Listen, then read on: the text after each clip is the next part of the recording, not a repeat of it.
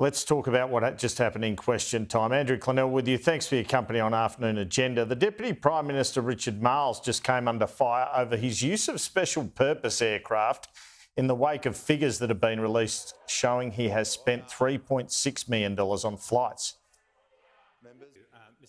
Can the Minister confirm whether he has taken his golf clubs with him on any Defence VIP special purpose aircraft flights, and if so, on how many flights? And it is, Mr Speaker, just a little revealing of what hurts them the most about the fact that they are now in opposition. In their darkened rooms, the only conversation they're having is about how they get back on the planes. All right. Now, I understand Richard Marles did take his golf clubs on one trip to ASEAN in Cambodia, where he played with defence ministers of other nations. So that doesn't sound like that big a deal. I've also been told by government sources that the request for special purpose flights to Matilda Games from Mr Dutton was being dealt with by the Defence Minister's office on July 31. It's the day of the Canada Matildas game, and it's just a couple of days after the chopper crash, military chopper crash in Hamilton Island, when that office was dealing with that. So it certainly it seems tense between the opposition and the government over this matter at the moment, as it was on Qantas.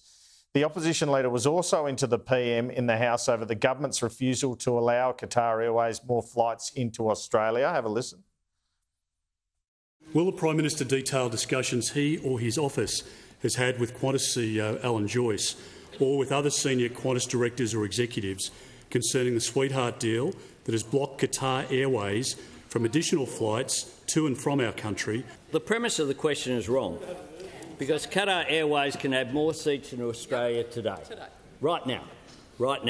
And it comes from a complete failure to understand the way that the international aviation system works, which is agreements between nations, not with airlines. My government supports competition, but global aviation is not a free-for-all. We have the most competitive aviation market in the world.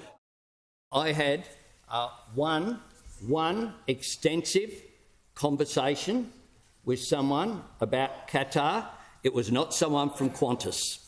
It was not someone from Qantas. And I received no lobbying from Qantas about this issue.